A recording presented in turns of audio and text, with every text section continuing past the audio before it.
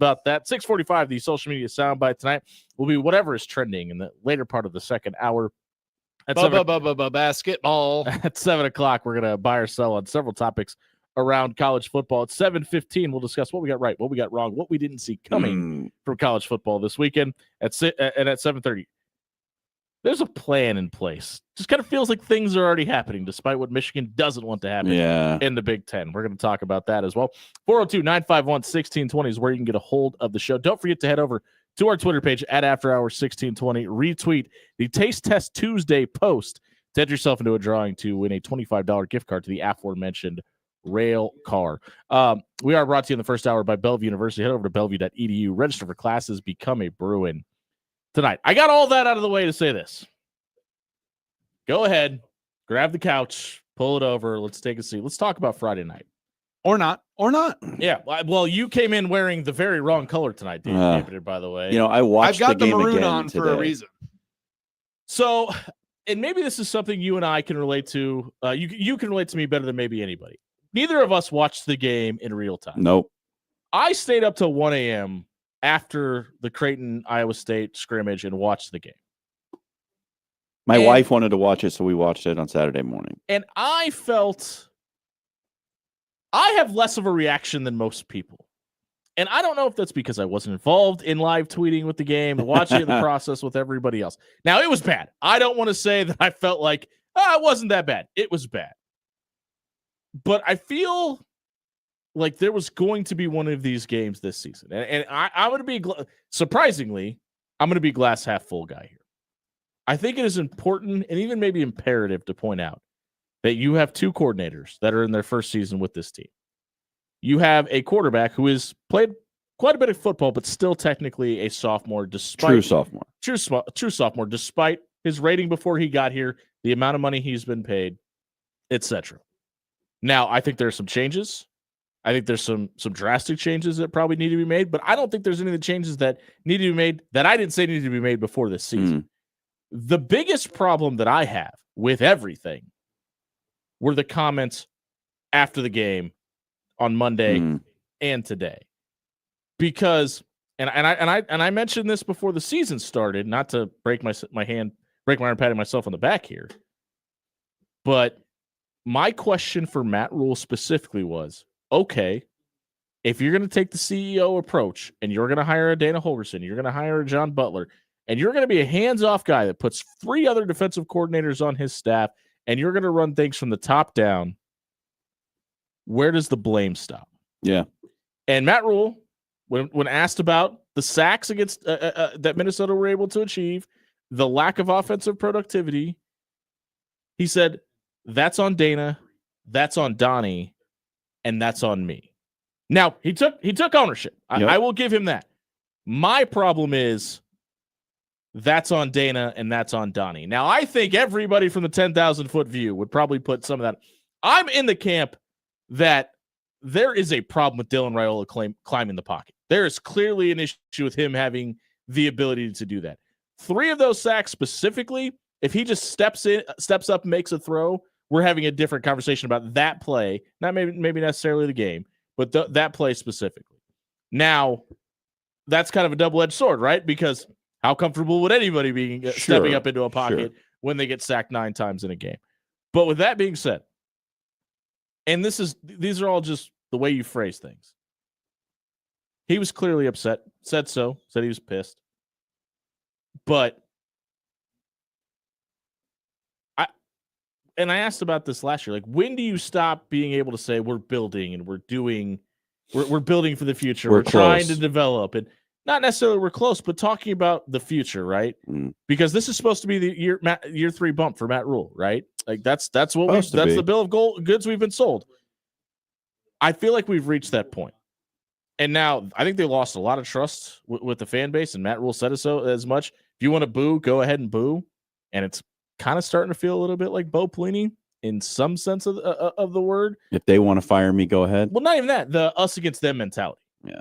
It kind of bunker. It kind of feels like that. And maybe this team needs that. And that's what I say all that to say this. I had some judgment about the way Matt Rule handled things because a lot of it felt like he was passing the blame. But it also feels like Matt Rule's that type of coach that he's not walking up to that podium and saying things that he hasn't already had a conversation with guys. And Dylan talked today about having an all players a players only meeting and addressing these things as well. And I think that all of the questions that we had about this team before the season start have been validated in the 2 losses and even in some of the wins. And I know a lot of people after the Cincinnati win. But man, some of the doubts we had about this team have been shuttered as well. Which are louder for and it matters it's coming off of a loss right now, but which is louder for you? The question marks or the answers? Because to me, they're sort of canceling each other out for me right now. Okay, so you're in the boat that we're 5-2 and we need a bunker down type thing. Because I think that's the right. I think you're 5-2 with a lot of games in front of you and some really difficult ones. Like, sure, you need to be able to put this in the rearview mirror. Well, just like we all thought, Penn State's 0-4 in the conference coming into this part of the season. So maybe that game, but I just think that this game, a game like this, was inevitable because of so many of the moving parts. And I know people don't want to hear that. I'm just being realistic. First year with a full offseason offensive coordinator. First year with a guy with a new voice calling the defense. Yeah. The fact that a lot of people looked at the schedule and said, oh, well, it works out evenly. Going into a short week, on the road and back-to-back games, wearing white uniforms. Oh, come on. Everything like this was just inevitably going to happen. I think it makes the most sense for it to happen in this game. And I know people don't want to hear this, but this might be the best time for this to happen because you're coming back home and you want to have a chip on your shoulder against a team that, by the way, is also 4-2 and has won 4 straight. It has a lot to play for and is on a streak right now. This might be the best time for this loss to happen. So here's what I want to say overall about the game. I think there are 4 ways that you can look at a game, right?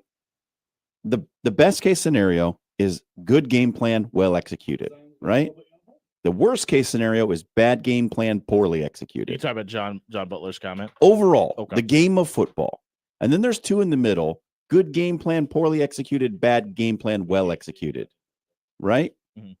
So I think in this case, if you look at the game that Nebraska played against Minnesota, it's a bad game plan, poorly executed. There are 2 phases, the game plan and the execution. Nebraska failed in the game plan and they failed in the execution. Sure. And you give Fs in both categories. To me, the game boils down to, I don't think Nebraska respected Minnesota at all. Well, hold on. I want to back up because I don't think F is fair. And I know the score was 24-6. And I know it felt like it was by a boatload more.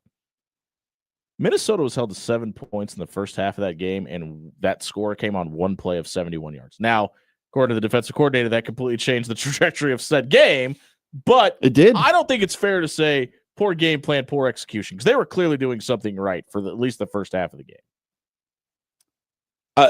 I'll say that. I think defensively, it's more about execution because the tackling was universally poor. Yeah, piss poor, in my opinion.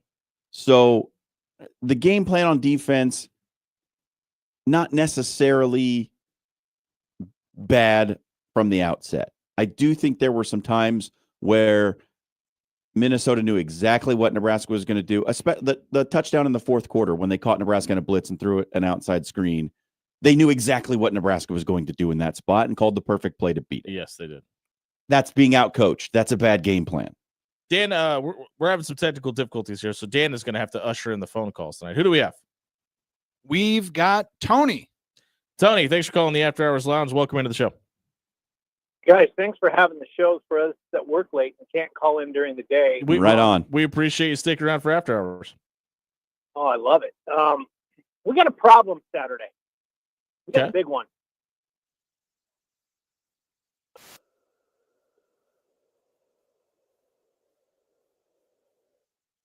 Got 2 losses coming into a Northwestern team who did beat Penn State at home. And the wheels absolutely fell off of Penn State once they lost to Northwestern at home, got that 3rd out. Yep. I need to say this because it's true, and I don't trust this team's psyche. I don't trust this team's mental fortitude anymore. I don't trust our coaches anymore because one of them's got his eyes looking somewhere else. I don't blame him for that. I get it. It's his school. But if we lose Saturday, you have a tough time convincing me we're going to win another game after 6. If you can't beat Northwestern at home, coming off the loss, everybody's down on you, and you should come out and put that helmet underneath some chin straps and knock those guys on their behinds. This game should be not even close. But if, for example, we don't do that, they stick around and beat us, there is no way that Nebraska is going to have the mental fortitude to win any of their games the rest of the season, in my opinion. Great call, Tony. I think we're going to have a huge divide. I think we're going to have some people all of a sudden lose interest. We're going to have coaches that are going to bail, and if the coaches bail, the players are going to bail. Oh, man, Saturday, guys, is absolutely huge. You got to win. You got to win convincingly if you're going to have a chance to go above 6-6. I can't believe we're even having this discussion. I'm with you, I Tony. suppose I shouldn't be surprised. I shouldn't be surprised, but Great call. Tony, thanks for listening, man. It's a hinge point. Thanks for being a part of the night shift. We're going to get to Brian Munson from Husker Online and unpack his thoughts. Listen, the Rule to Penn State stuff got a little more traction from a 24/7 sports report today as well. We're going to get into all that. We'll get Brian's thoughts on that. We come back. If you missed the opening segment, check it out on our radio replay page at 1620thezone.com. It was brought to you by Allo Fiber. Across the state, Allo calls Nebraska home, bringing the communities together, connection by connection, with state-enriched traditions such as athletics, being born right here in the state of Nebraska. All of the communities Allo puts together, from all the way out in Chimney Rock right out down here to Omaha. Head over to allofiber.com/Husker Radio and sign up for services that provide Husker Nation with official internet, TV, and mobile, the official TV, internet, and mobile provider of the Huskers. Head over to allofiber.com and register for services today. Brian Munson from Husker Online and On 3. We come back, 1620 Zone.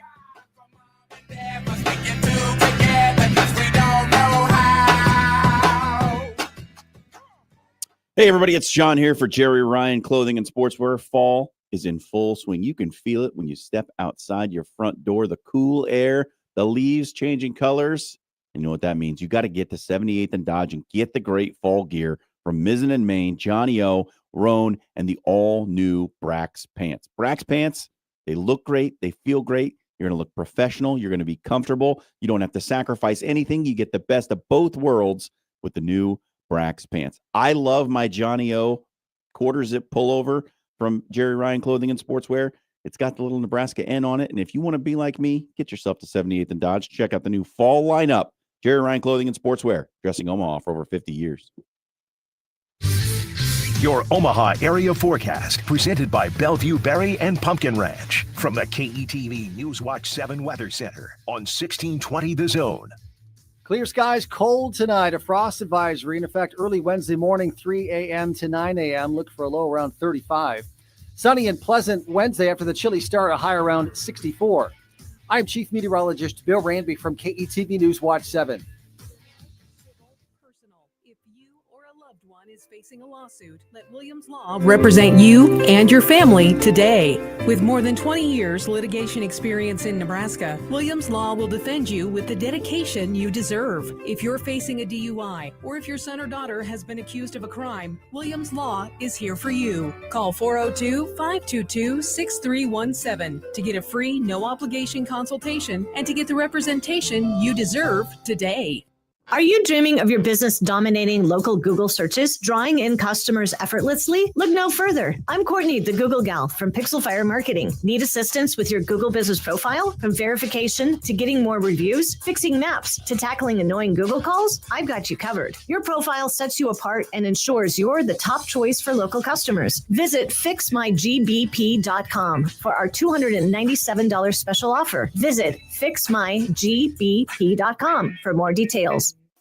Fall is the time to get to Jerry Ryan Clothing and Sportswear. Stop in and see John, Dan, Jake, Deanna, Matt, and Monier the tailor. There's new fall apparel from Mizzen and Main, Johnny O, Roan, and now pants from Brax. Stop by 78th and Dodge and look great for all of your fall events. At Jerry Ryan's, we bring out the best in you. When you shop local, you help strengthen our community. So if you need roof repair, gutters, siding, even windows, call local Pyramid Contractors. They're the #1 roofer in Omaha for more than a dozen years. Let Pyramid Contractors come and give you a free estimate. Give them a call at 402-502-9300. That's 402-502-9300. Or visit them online at PyramidRoof.com. Never settle for less. Leaves are falling and footballs are flying. It's the season to celebrate, but it's tough to relax when your furnace starts shaking, rattling, and rumbling every time it turns on. With a maintenance plan from Controlled Comfort, you can enjoy peace of mind all year long. Our comfort specialist will perform a full HVAC tune-up and ensure your system is operating efficiently and reliably. Schedule your maintenance appointment today at ControlledComfort.com. Control Comfort keeps it under control. Ready to make a positive impact in a young boy's life? Join Big Brothers Big Sisters of the Midlands and become a mentor where you are matched up with a boy in the greater Omaha area. Over 50 boys are waiting for someone like you to guide and inspire them. Visit mentoromaha.org and sign up to make a difference in a boy's life. Don't wait. Make a lasting impact today. Now back to After Hours with Jimmy Allen on 1620 The Zone.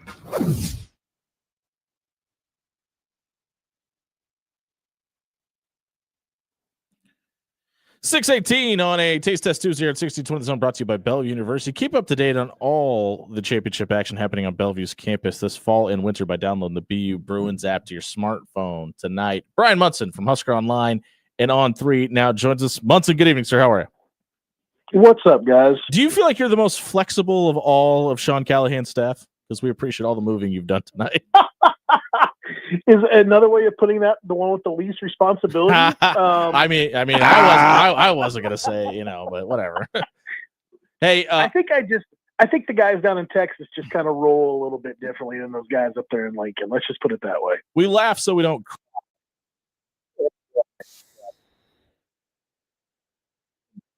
Yep. When we talk effective Friday night, who do you put the most onus on after that loss? Well, I think the coaching staff, and listening to Matt Rule too, I think that the majority of the blame falls back to him and to them. Mm-hmm. Not being ready to go into Minnesota. I think that was something I think that just to me just kind of indicated that they just kind of felt like we were going to win. Like they just kind of felt like that thing was going to just happen, and they were on this path after beating Maryland and doing these things and kind of turned a corner. And I think that was a big dose of reality. That I think that you gotta come in there with your gloves up every single weekend that you're going to play in the Big Ten, because you just don't know what your opponent is going to throw at you. I think that we would all agree that from the several years of watching Nebraska in the Big Ten, from the changes, from like being a Big 12 or a Big 8 conference kind of team, Nebraska is typically a lot worse for the wear, particularly when they go through like a month of just like real physical play. Like the players just start falling out left and right. And I think that's one, maybe Matt Rule being a Penn State guy, just maybe that not resonating enough, or maybe not seeing it as much, or maybe forgetting about it. I don't know, but they got punched in the mouth, and they just really didn't know how to like take that fight when the person that they were supposed to be bullying through the night was able to kind of just stand their ground, punch him in the face, and basically took control of the entire fight. I'll be honest with you. I had to watch it from my phone as I watched my son play varsity that night, but I rewatched it. I don't think Nebraska, despite the score, should have felt the least bit confident about going into halftime down just by one. I never felt like Nebraska was in that game.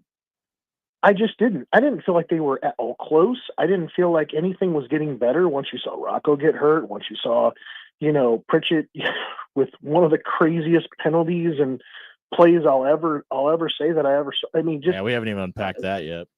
oh my goodness, that takes a lot right there. But the other thing too, guys, it's like here we were a week or two ago. We were talking on this very same show about who is RB2.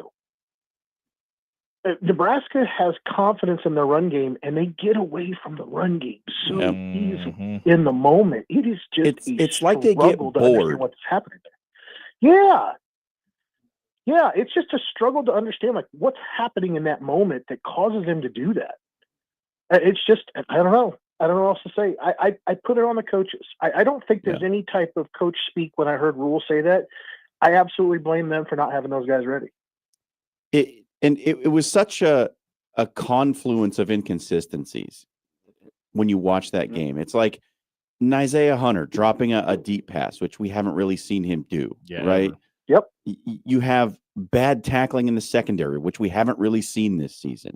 You have no semblance of a pass rush whatsoever, which, I mean, even in the games when the pass rush hasn't been great, they've at least caused some pressure situations. I don't know that Nebraska even like got into the backfield on a passing down. It was just, there were so many things that went wrong with that game. I just wonder, like, was it so bad that you can just say that's an outlier, we need to flush that one and move on? Tough to kind of digest and break that one down too. I mean, the other side of it is, and you didn't mention this, although I would add it to it, basically taking a sack every 6 dropbacks to throw the football. And it should have been more. 9 sacks.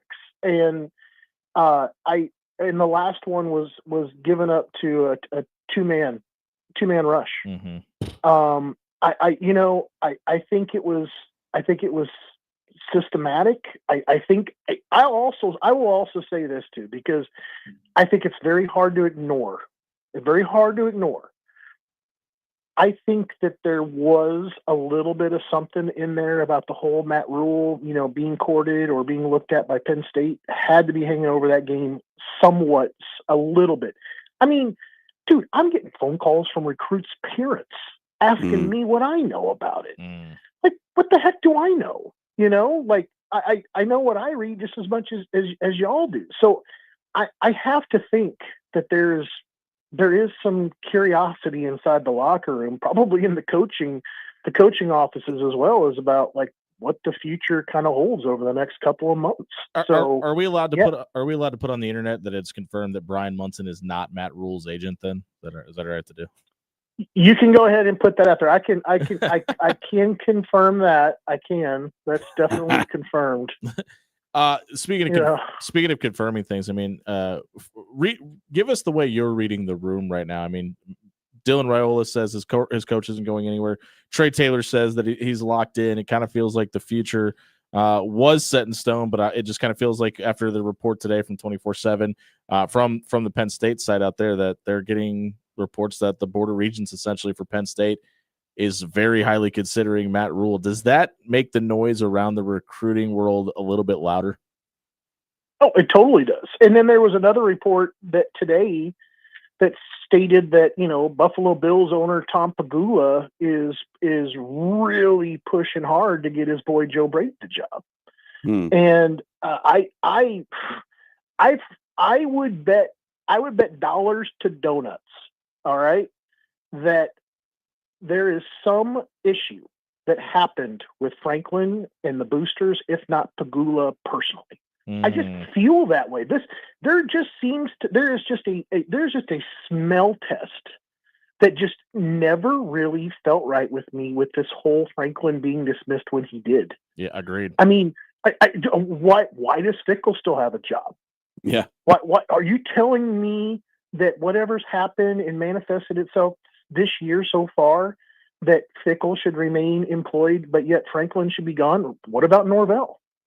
I don't understand like that stuff. Like just, if Norvell or even, what's his face before Billy Napier, before he got fired before this last weekend, There were 3 other guys I could have named off that I had planned on seeing the announcement that they got fired before Franklin did, and you could have put all 3 of those guys right back on the hot seat list, to start the season out. Never in a million years would you have found somebody that would have had Franklin's name on it, to start the season out. Yeah, well, I mean, we discussed it on the show about how we just felt like even if it didn't go right, he had built up some goodwill, and they would give him at least a stay if it didn't, if Penn State didn't end up in the college football championship game. Totally. And like I said, there's just something here that doesn't pass the smell test. And I get it. Like, Kraft, it sounds like has a tremendous relationship with Rule. It sounds like they have a tremendous, understanding of what Rule could be. Boy, let me tell you something. Some of the most painful words for me to say was telling you guys how much sense it made from that Rule to go to Penn State. That hurt. I'm excited right now for Nebraska football, and that sucks to say coming off of that big loss, because you turn the corner now and it's like, if you lose to Northwestern, you can really see this diabolical dive that the team can make, just like last season. Uh-huh. And you're really trying to figure out whether or not you're going to get bowl game eligible. Well, and then it becomes a pattern, and that's the scariest part.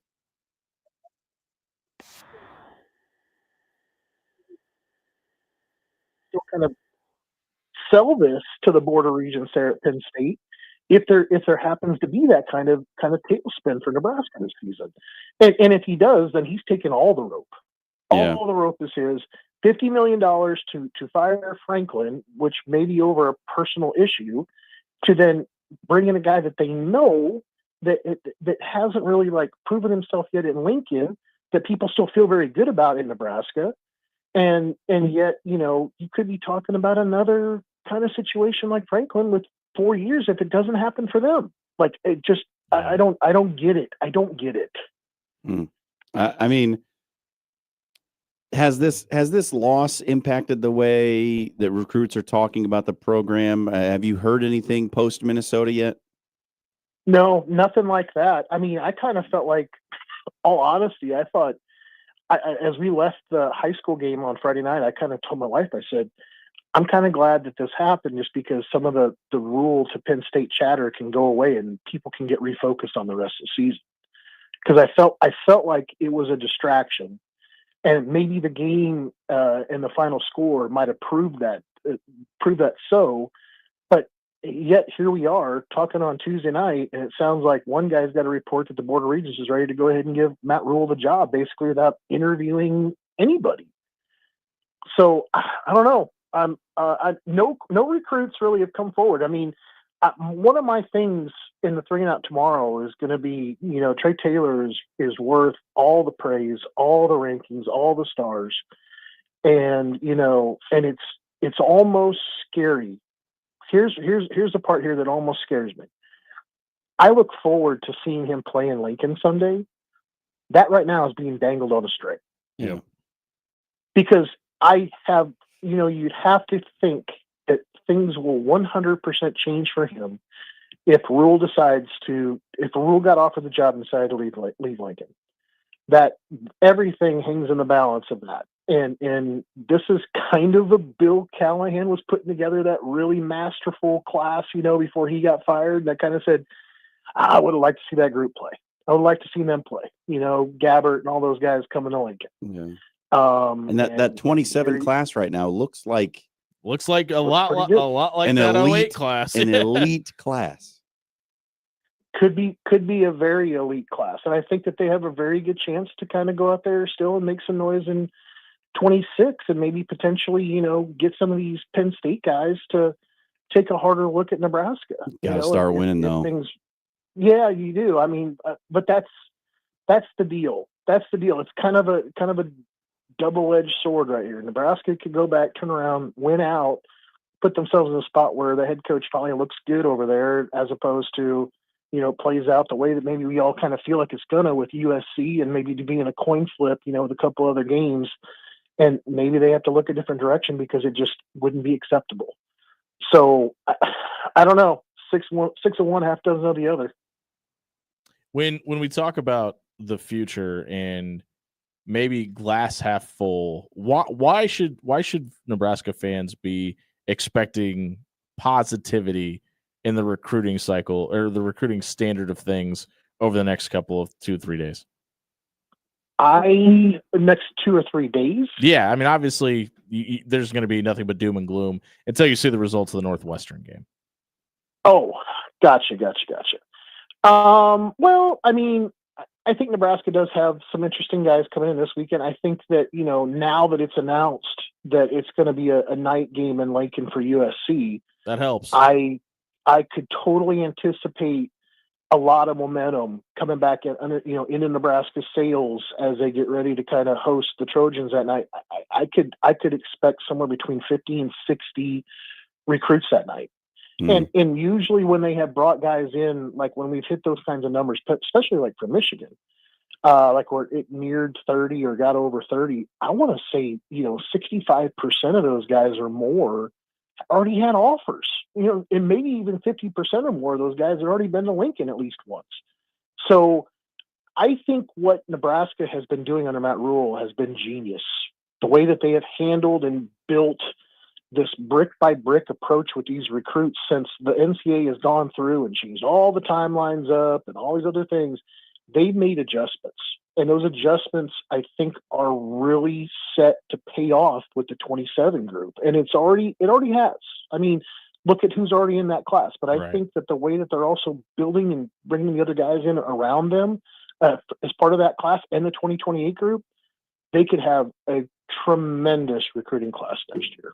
That's Brian Munson from Husker Online and On3. Head over to on3.com. Subscribe today if you haven't already. Follow Brian on Twitter at Brian Munson _ Munson. We appreciate it. Hopefully we're having a much better conversation next week. Sounds good, guys. We'll see you. If you missed Brian's segment tonight, want to have a glass half full approach to things, check it out on our radio replay page on 1620thezone.com. It was brought to you tonight by our friends. Listen. It's a Taste Test Tuesday. You know what it is. You know where you can go get a free gift card. Head over to our Twitter page at After Hours 1620 because tonight it's brought to you by it's so good by Railcar. Our friends on 144th and Blondeau tonight. We got the ribs that are on the lunch menu, which are also on the brunch menu. We used a plastic knife to cut through it, just fell through the ribs. Delicious. John's personal favorite was in-house tonight. We got the chilaquiles as well. We also got the steak rib tips tonight as well. So many great options. 3 different menus. Always the great experience off of 144th and Blondo. Head over to Railcar tonight. Head over to our Twitter page and maybe eat there for free on a Taste Test Tuesday. We'll be right back. Chris Phillips from SEC Uncensored. Hang out with us next week. Come back, 1620 Zone.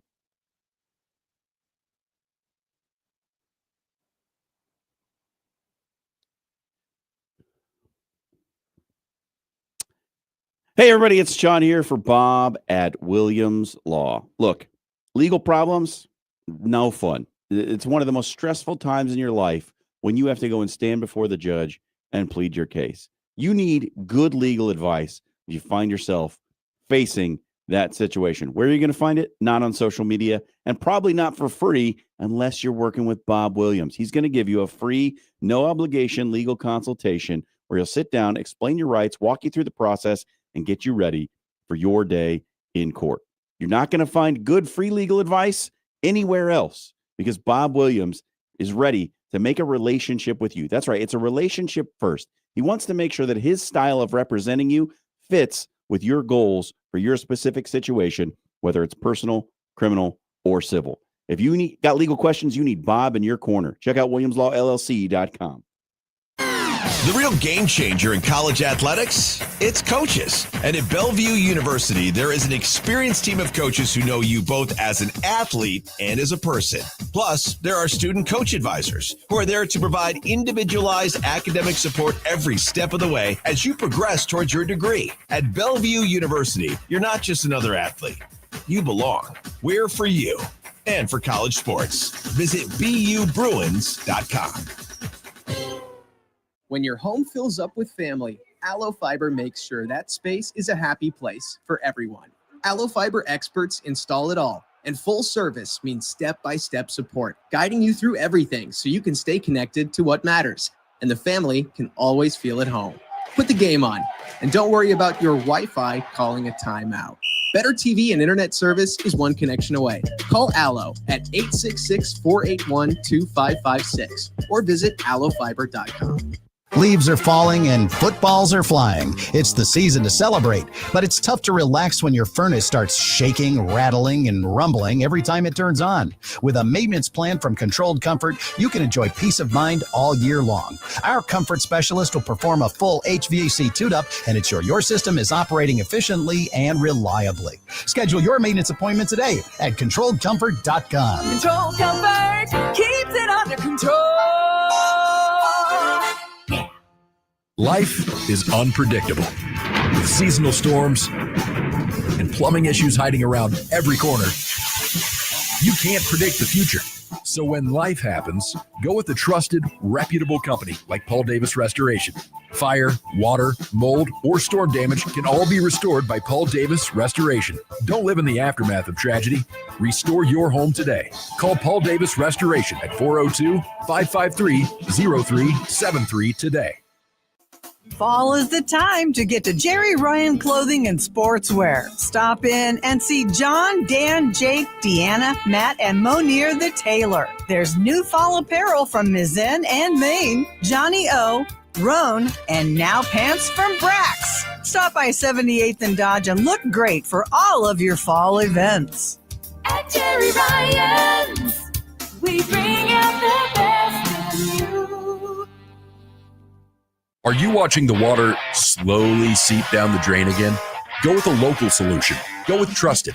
AX Plumbing is here to help. With over 20 years of serving the metro area, AX Plumbing can do it all, from residential to commercial. They can even help with the new build installation service. Head over to axpservice.com today. There's financing available to qualified buyers and military discount too. Check out axpservice.com today. AX Plumbing. They'll leave your place cleaner than they found it. You're listening to After Hours with Jimmy Allen on 1620 The Zone.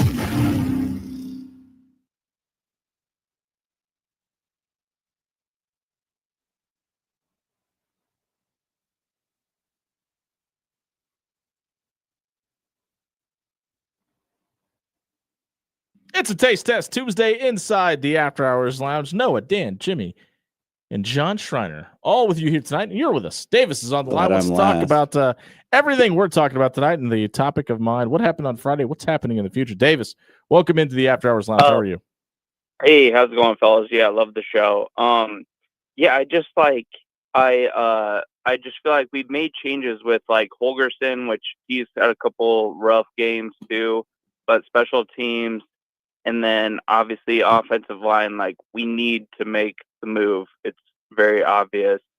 But also just like what do you guys think would be best in as far as like a coach going forward, and also like what do you want to see from Matt Rule, I guess is the question I'm asking. Yeah, and Davis, I think that's a great question. I think it's the question because it feels like everybody still to some degree believes in Matt Rule. And I know a lot of people talk about the loss of trust and the loss of accountability or expectations of trust going forward. But I think Nebraska fans need to have a real conversation about what they want and expectations from the coach, because it's a couple things, right? Like you had the winning side of things with Bo Pelini, but he wasn't the personality that gelled with this fan base. You had what you expect. And it was sort of stuck at a certain level. Yeah. And now, and I think these two guys, and Bo Pelini and Matt Rule, are probably the most comparable because of, I think, the expectations that are around them. I think Scott Frost obviously had those expectations, and they died rather quickly. Yeah. The 0-6 start on the vine. But with Matt Rule specifically, it feels like the infrastructure is there to win until Saturdays. You think that's fair to say? Because it feels like everything leading up, or the way they've Brian Munson just talked about it in our last segment, the way they're building things feels like they're doing it correctly, and there's expectations and there's understanding around what this coaching staff is, what they want to be, and what they want to build, and then the whistle blows. So here's my thought. I think this year the talent level has taken a step forward overall from where it was last year, and the X's and O's have taken a step backward. Okay. The strategy has gone like a half step back. I don't think they're as good at recognizing who they are and what they need to do to get the desired result, as maybe they were a year ago. I have Now, a theory on that. Can I get to that real quick? Yeah. So I think last year, specifically in those last 4 games under Dana Holgerson, Dana talked about this, right? I don't know names. I know numbers. And I'm adjusting myself to their system so we don't have to have this hurdle of communication, et cetera, et cetera, et cetera. This feels like Dana Holgerson's system with the pieces put into it versus the previous system with Dana Holgerson's fingerprints on it. So to me, I think what you saw in these first 7 games from Nebraska is what you can expect long-term from Dana Holgerson. Now, I think it's going to progressively get better. I truly believe that.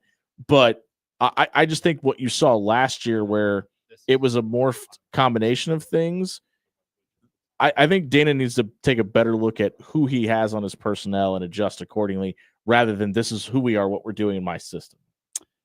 For me, I think that plays a role in it. Moreover, though, I think it's recognizing what the opponent wants to do and how you need to play the game to beat that opponent rather than like saying, and I understand, like, we're going to be about us. We're going to do our thing. We're going to make them play the game our way. And that's fine if you have an overwhelming talent gap, which Nebraska should have had against Minnesota. I agree with you before you even say it. However, I think the game plan that they used against Minnesota was entirely disrespectful. I agree. I think they came out against Maryland and said, look, this team's got a great pass rush. We need to run the ball. We got to get the ball out quick, not let that pass rush affect the game. And they did it, and they won the game. I think they walked into Minnesota, and Brian hit on this, and it was one of my key points too. And I think you heard it from Luke Lindenmeyer in the press conferences. They felt like they were just going to roll the ball out. They were better than Minnesota. They were going to walk in there. They were going to win by however many points it took to win. And that was it. They disrespected Minnesota, and Minnesota came out and said, by the way, we're still playing football. We also want to win. Like, and I think that's what's getting lost in this is like, yes, PJ Fleck has owned Minnesota or owned Nebraska. I think that needs to be stated, and it's looked very similar other than the one Scott Frost win. It has looked very similar. But you've got to tip your cap a little bit to the folks up in Minneapolis too, because what you saw from them on Friday night is not what you've seen from them for the first half. They had a really bad identity crisis leading into that game because what they had been, and it helps that you got your running back. They couldn't run the ball. And it helps that he's healthy now, right? Like, I know there's also some of that. But go back, like anybody that did not watch Minnesota football this year, I implore you, please go back and watch, and I mean any game from this season, whether it be a win or a loss. From a game plan standpoint, from a way the offense and defense lined up standpoint, that looked completely different from anything we've seen. Now, the coaching staff I'm not trying to give anybody a pass, but I also think there's a little bit to being said that, hey, the other guys' game plan schemed and changed some things up, and that matters too. So to answer Davis's question, what I want to see from Matt Rule going forward is an insistence to his coordinators that we're not going to do what you want to do. We're going to do what we have to do to win a game. Yep. We are not going to because listen, break down the rushing yards, right? It looks bad when you look at the total. And then you have to remember 9 sacks take away from those rushing yards. Sure. Emmett Johnson had 10 touches which is not enough, by the way. 100 yards. Yeah. That's good. 20 touches for 100 yards. I'm sorry. Because he had 14 rushes and 6 receptions. That's still pretty good. Yeah. He was doing good things in the run game. He didn't see the ball enough in that game. If Nebraska would have come out and run the ball against Minnesota, which they were moving the ball on the ground at times, sure, but seemed to get bored with it and want to take shots down the field, which got their quarterback sacked a bunch of times, they went away from it, and it cost them the game. You can't get bored with 4-yard gains. You just can't. So there's something that I want to get to real quick because it's been a hotbed topic within the chat. Cap actually is the one points out the leader of the night shift posed the question earlier of why doesn't Rule have some packages for quarterback 2? Okay, I'm going to shut this down right now. Think about the mental stability of this fan base right now. Yeah. Think about the fact that the players had to call a players-only meeting on Sunday. You can't run TJ Lateef out there right now because If he just happens to do one thing correctly, that's all it's going to take. You've just lit a fire underneath. You've just lit a match underneath some Kindle. Because I think it's we just mentioned that Dylan is a true sophomore. TJ Lateef is a true freshman. And I think that he has a very bright future. And I do believe that there's something to be said for his athleticism and how it could help kind of counter the pass rush and all of that. But why can't Isaiah Mosey or a Quentin Ives or a Ja'Cory Barney in a jet sweep, anybody seen that lately, have something to do with that other than quarterback run game? Because, and I don't think they're the same person, Jeff Sims' quarterback run game helped this offense a little bit. Did it help it a ton? And if you need that to fix your problems, I've got more questions than I do now. I'm not saying it can't help or it wouldn't. I just don't think it's the best thing to do. Yeah, the problems are bigger than not having quarterback run game. Yeah. Right? Because it's more about, like I say, do the things you need to do to win the game. And Nebraska has, in my estimation, one of the best backs in the conference. He might be one of the best backs in the country. And I'm not being hyperbolic here. If you statistically, it's true. If you watch, but throw the statistics out. Just watch Emmett Johnson play the game. His patience, his vision, his elusiveness. Like, it's unbelievable that guy doesn't touch the ball more. And I understand you don't want to wear him out. You don't want to get him hurt because it looks a lot different when Isaiah Mosey's in there. But man. Which everybody had questions about, by the way. Everybody before the season. Emmett Johnson looks like the key to victories. And we say that to say that, Dana Holgorsen and the air raid and all that, like, he's the guy from that air raid system that's run the ball more than anybody. So I don't want to hear this is a Dana Holgorsen. This is what you should expect from Dana Holgorsen. I think it's a Dana Holgorsen problem, but I don't think anybody expected that. And Dana Holgorsen's not the head football coach. No. So if it's a matter of that you need 21 to get more touches, the 21's got to get more touches. And you can't, the way this is going right now, you can't afford to have the conversation at the end of the season. What if Emmett gets hurt? And here's a big difference in the game for me, right? Watch the 71-yard touchdown run for Minnesota. Nebraska's playing man coverage. It's a one-on-one tackle. Nebraska doesn't make it. He goes for 71 yards, sets up the touchdown. There are 3 different times that Nebraska catches Minnesota in man coverage. Emmett Johnson breaks a tackle and gets one-on-one with the safety, and the safety makes the tackle. That's the difference in the game. Because if he breaks 1 or even 2 of those for a touchdown, it's a different game. If the safety misses the tackle on him 1 or 2 times, which we have seen happen many times before, different ball. Isaiah Hunter catches that ball today. If Isaiah Hunter catches the ball in the fourth quarter, it's a different game. But the difference was Nebraska's defensive backs didn't tackle well enough on one-on-one situations in both the run game and the pass game, and Minnesota's did. That's the difference. And I think it's important to continue to point out, Nebraska went into that game with short rest. Nobody wants to hear that, and I understand that. But it's just a fact, and you can't argue that differently. Like, yeah, I don't think I guess I'm just very much in the minority here, where I'm like, it's one game, and this team is still 5-2, and I think there's a lot of upside. And I listen, I was also the guy that predicted them to win by 3 scores, and I know that, but so did I.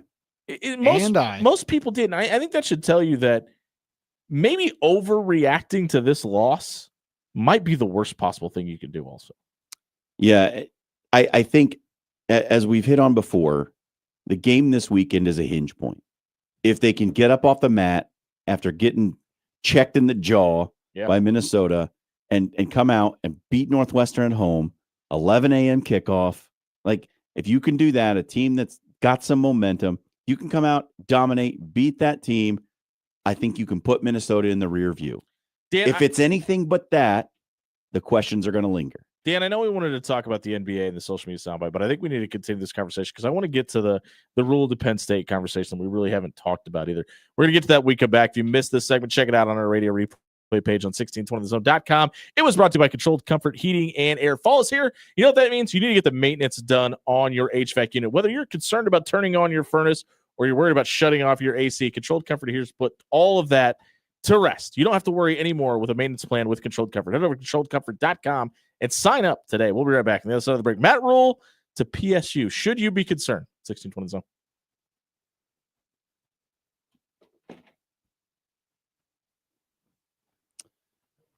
Hey, everybody, it's John here again for Paul Davis Restoration. Look, we are entering snow season, and you know what snow brings? Freezing, melt water. You got questions about how that's going to affect the foundation of your home?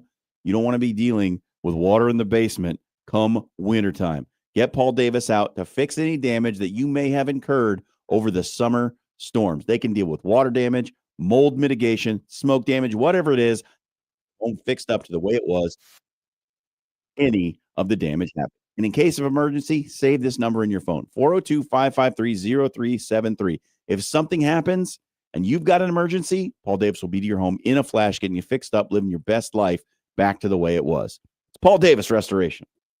Are you ready for the game changer of the day? Bellevue University has a new state-of-the-art 72,000 square foot field house featuring premium courts, generous fan seating, top-tier locker rooms, dedicated athletic training, and a strength and conditioning space, plus a whole lot more. It's not just a venue, it's a home court advantage. We're for you and for college sports. Visit BUBruins.com. When your home fills up with family, Allo Fiber makes sure that space is a happy place for everyone. Allo Fiber experts install it all. And full service means step-by-step support, guiding you through everything so you can stay connected to what matters. And the family can always feel at home.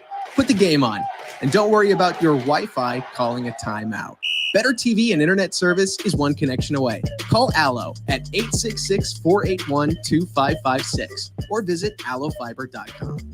Criminal, civil, personal. If you or a loved one is facing a lawsuit, let Williams Law represent you and your family today. With more than 20 years litigation experience in Nebraska, Williams Law will defend you with the dedication you deserve. If you're facing a DUI or if your son or daughter has been accused of a crime, Williams Law is here for you. Call 402-522-6317 to get a free, no-obligation consultation and to get the representation you deserve today. Life is unpredictable, with seasonal storms and plumbing issues hiding around every corner. You can't predict the future. So when life happens, go with a trusted, reputable company like Paul Davis Restoration. Fire, water, mold, or storm damage can all be restored by Paul Davis Restoration. Don't live in the aftermath of tragedy. Restore your home today. Call Paul Davis Restoration at 402-553-0373 today. Railcars Happy Hour is here. Stop by 144th and Blondo Monday through Saturday from 2:30 p.m. to 6 p.m. and Sunday from 2 to close, and enjoy $2 to $5 off appetizers, $1 off draft and bottles of beer, and delicious ciders. All signature cocktails are $10. Classic cocktails are $8, and every glass of wine is $2 off. Plus, Railcar's incredible brunch menu is on display 9:30 to 2 Saturday and Sunday. Railcar Modern American Kitchen, 144th and Blondo. If you're looking for an authentic Italian experience, look no further than Pasta Amore. For 4 decades, Pasta Amore has been keeping the spark alive for couples in the Omaha area with their homemade pasta, made fresh every day. Our hand-picked selection of exceptional wines will put the nightcap on your evening that you expect. Open every day at 4. Stop by Pasta Amore in Rockbrook Village and enjoy dining in the romantic dining room or relax on our shaded patio.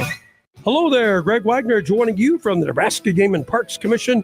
And yes, time now for another Nebraska Outdoor Update. Hey, what a great time to be enjoying the great outdoors of Nebraska as these days get shorter and cooler, leaves start changing color and dropping.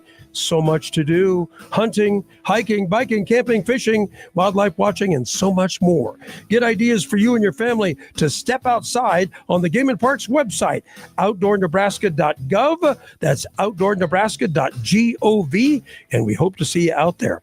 You know, it's time for hunting here in the Heartland. And before you go out, remember that safety needs to be your number one priority. Remind yourself to be doubly sure of that target in the background before you even aim. And in a moment, ask yourself, is that a legitimate target? Is the bullet flight path clear? And what am I going to hit if I miss my shot? You be safe out there. I'm Greg Wagner with Nebraska Game and Parks. You're listening to After Hours with Jimmy Allen on 1620 The Zone.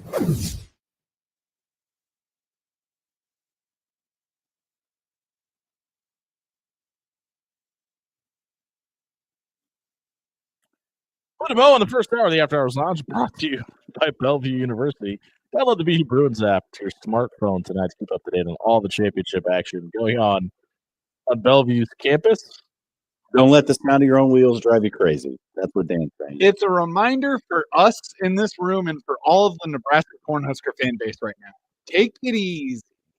Did you see my tag under my name on the stream? I'm going to read that out loud. RELAX. Dan's favorite Relax. quarterback of all time. Listen, I mean, there are a lot of published interviews with Bart Starr, but sure. I will tell you this. I am more concerned about Matt Rule's Penn State than I am that Friday is going to be the norm for the season. That make me weird? Other things make you weird, Jimmy. Fair. I'll hear that. Listen. I think there is, and we say this all the time. Where there's smoke, there's got to be some sort of fire. I am of the volition that if Penn State comes calling, it is probably going to be borderline impossible for Matt Rule to turn that job down. From a standpoint of, think about the hours in which you have to put in to be at the level of coach, to coach anywhere in college football. And the aspiration you have to get there has to come from somewhere. And if that place that inspires you to do so gives you the opportunity, it's got to be almost impossible to say no. Yeah, I understand what you're saying, and I don't necessarily disagree. I again go back to his comments about Scott Frost coaching at his alma mater at Big Ten Media Days when that whole thing broke, and Frost's comments and subtweeting Nebraska with his comments. Like Matt Rule, like he kind of said, like, look, that's a tough spot, going to that situation. I understand what he's saying, and basically saying, like, look, it would be a tough job to coach at your alma mater. And, the subtext to that was like, it would be tough for me to want to go back and coach in that environment, because like the other side of the coin is you have all these fond memories of a place. Well, what happens when you get there and the people who love that team and loved you as a player now hate you as a coach? Right. And honestly, there's going to be a lot of, and here's why I say that, because I don't know if Penn State can come calling. I understand the relationship between Pat Kraft and Matt Rule. They can do whatever they want. The athletic director, but listen, it feels like the catalyst for firing James Franklin was that video of the fans chanting at him and his children to fire him. It feels like that was kind of the pitchforks and torches outside of the stadium moment, right? And James Frankenstein. We talked about it with Brian Munson. He threw me off with Brian Munson about it's Halloween season, the weirdness and the spookiness of James Franklin being fired when he was. I think Matt Rule is a good coach, and I think he's going to turn around Nebraska if he stays here. It's just going to be a really hard sell to the fan base and the boosters that we fired this guy that was in the Final Four a year ago and hiring this guy that's never won a game against a top 25 ranked team. Yeah. Because listen, that's just facts. Like, I think Matt Rule is a great coach. He's just never beaten a top 25 ranked team. No. I think it'll be a hard sell to a sector of the Penn State fan base. I think it will. Because he's one of their own, it may be easier to sell. Is that what you're saying? I think there's another sector that will say he's a Penn State guy. It's Joe Paterno guy. That might even be a bigger right. We went through it around here forever. Mm-hmm. Well, why aren't there any Nebraska guys on the staff? Every time there were staff That's not changes. true, because Ron Brown has just always been on the staff somehow. But go ahead. every time there's a staff Somehow he's change, just always there. every time Nebraska goes through a rough patch, we need Husker blood on the staff. We need legacy on this. Like, every fan base is like that. They have that contingent of fans who just want past players from successful eras to come back and lead them to the next successful era. And you can't draw always a straight line between those two things, but those fans will never recognize that because that's the nature of fandom, right? So I don't know that you can say that they can't sell it to the fans or that they can't come calling. I think they could, and I think there would be a significant portion of the fans that would be on board with it. There would be another group that would say, that guy hasn't won jack. Why are we hiring The him? fan base, I think, is the least of any athletic director's worries these days. I don't know. It's probably the people writing the checks. That's a big one. That is probably the more concerning of the people you have to sell said head coach to. Sure. And that is the one thing that I think as an institution, they wouldn't be able to sell Matt Rule. But as Matt Rule would be able to sell himself to those boosters. And that is the great equalizer if he's interested. Because right? if there's one thing that he is extremely good at, it is community outreach. Just put him in a room. Yeah. Put him in a room of Eskimos. All of the ice cubes will be sold by the time he leaves. Indeed. And that's the great equalizer right there is if you feel like he's the guy, and I feel like this is probably a lot of why Trev Alberts was so adamant about hiring him, is if there is any doubt. Because think about Trev. Trev hired him after he was getting fired and getting run out of Carolina. And there was a significant portion of the Nebraska fan base that Absolutely. said, this guy sucked in Carolina. Why are we hiring him? Have you seen Scott Shanley lately? And that's the thing that the people at State College need to decide is because if there is doubt, if there are people that go, oh man, we're going to hire this guy after what happened in Minneapolis, Matt Rule could talk himself off the ledge to just about anybody. So there's also that caveat. Hey, if you missed this segment tonight, check it out on our radio replay page on 1620thezone.com. It was brought to you by Recon Pest Control. Listen, I had 2 other pest control companies come out and spray my yard for wasps. They came back within 48 hours.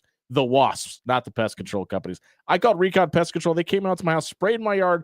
We haven't seen wasps since, and that was back in March. If you have an issue with pest control, or maybe you're trying to keep the mice out of your house this winter, head over to ReconPestServices.com and have your home protected this winter. We buy or sell on Florida's next head football coach. We come back 1620 zone.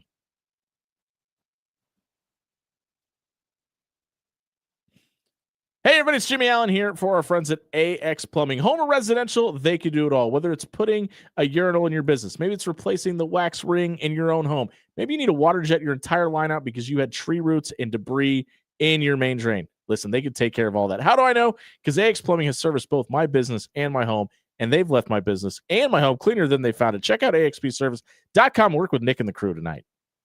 The real game changer in college athletics, it's coaches. And at Bellevue University, there is an experienced team of coaches who know you both as an athlete and as a person. Plus, there are student coach advisors who are there to provide individualized academic support every step of the way as you progress towards your degree. At Bellevue University, you're not just another athlete. You belong. We're for you and for college sports. Visit BUBruins.com. Ready to make a positive impact in a young boy's life? Join Big Brothers Big Sisters of the Midlands and become a mentor where you are matched up with a boy in the greater Omaha area. Over 50 boys are waiting for someone like you to guide and inspire them. Visit mentoromaha.org and sign up to make a difference in a boy's life. Don't wait. Make a lasting impact today.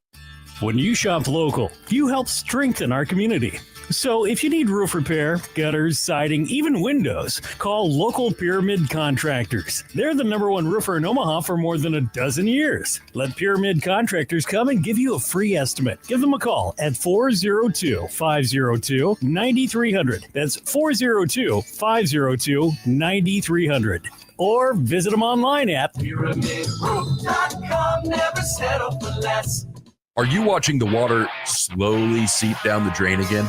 Go with a local solution. Go with trusted. AX Plumbing is here to help. With over 20 years of serving the metro area, AX Plumbing can do it all, from residential to commercial. They can even help with the new build installation service. Head over to axpservice.com today. There's financing available to qualified buyers and military discount too. Check out axpservice.com today. AX Plumbing. They'll leave your place cleaner than they found it. Criminal, civil, personal. If you or a loved one is facing a lawsuit, let Williams Law represent you and your family today. With more than 20 years litigation experience in Nebraska, Williams Law will defend you with the dedication you deserve. If you're facing a DUI or if your son or daughter has been accused of a crime, Williams Law is here for you. Call 402-522-6317 to get a free, no-obligation consultation and to get the representation you deserve today. KOZ and Bellevue, Omaha, Council Bluffs. This is 1620, The Zone.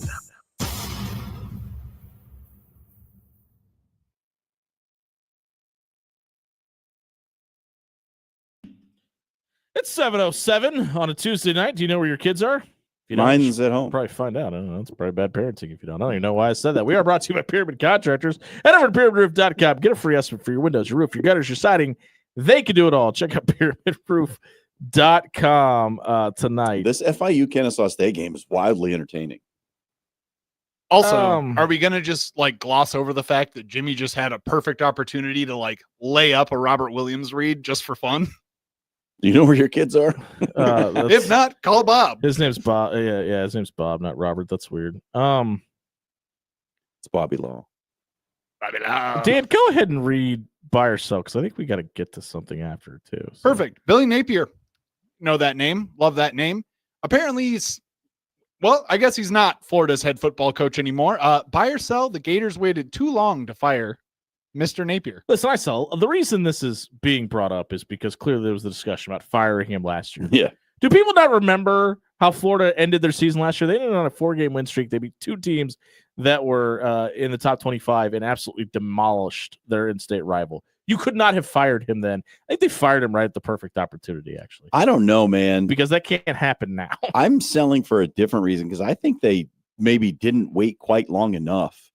They're coming off yes, it was Mississippi State and it was ugly. But they won that game. And then they fired him. Yep. Like, okay. I honestly think it's out of fear of history repeating itself.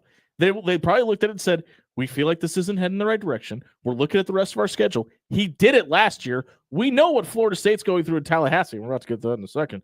But we just can't have him sit in a situation where he goes 7-5 again, but he won 3 of the last 5, and he's got us heading in the right direction. Yeah. It just – and look, there are certain jobs that no matter how it ends, there will be people interested. Florida's one of those jobs. But sometimes you take yourself out of the running for certain candidates because they look at your job and go, you fired him after that? Like, I don't want to, no way. What if I go there and have some struggles? I'm going to lose my job. I don't know. I think that. Go ahead and take that because we got to get to something. So Troy Dannon is addressing the Matt Rule situation in his nightly show right now. And this is a direct quote from him on Sports Nightly. When he was asked about talking about the Penn State job, he said, Matt did exactly that. He's addressed it. And I really think, I think highly appropriately, Dan had said, and speculation about the other job. Matt and I talk 100 times a day, this being Dannon, and there are things I won't share right now. And I know what we were doing. I know what he's doing. I feel like that we're in a really good place, but I've also been through this 100 times. And when you have when you have good people, they're going to be attractive to other places. That comes from Brian Christopherson of Husker 24/7 on Twitter. But Dannon also added that part of our goals are to make this an attractive place as possible, so that when someone is maybe the apple of someone else's eye, they'd rather stay with you. That kind of reads, and I don't want to put words in anybody's mouth. This is certainly not what BC said or Troy Dannon. That kind of reads like they know he's leaving, right? I don't know. Specifically, we talk 100 times, and when you have good people, they're going to be attractive to other places. But part of our goal is to be as attractive as a place as possible, So when they're the apple of someone else's eye, they'd rather stay with you. That sounds to me like we're working on an extension. It's one of two things. So yeah, And this is my message to everyone who's like following this, which I know all of you are. Middle of November. Matt Rule doesn't have an extension. Be concerned. You can start packing his boxes. Man, I think I would say November 1st. We'll go to the phones. We'll interrupt by ourselves for the phone lines. Who do we have on the line, Dan? We have Rich, who wants to talk about the college football coaching carousel. Rich, welcome into the After Hours Lounge. How are you, sir? Hey, Jimmy. First of all, kudos to your podcast on Blue Jay. Oh, thanks. Yeah, it's basketball season. Don't forget to Very follow. good, very fresh, very straightforward, and very entertaining. Rich, I just sent you the money on Venmo. I told you I'd pay if you called in and said that, so thank you. That's okay. That's okay. That's okay. Appreciate the kind words, man. I really do. But, you know, the thing with this coaching thing, things are totally different nowadays with programs in the past. I mean, it's as simple as that. The leash on every program is smaller, shorter, tighter than anything. Yep. Nobody cares what you did a year ago. Nobody cares what you did 10 years ago. Nobody cares what you did a quarter of a century. All these little crystal footballs you have in your beautiful area of your trophy case. Nobody cares.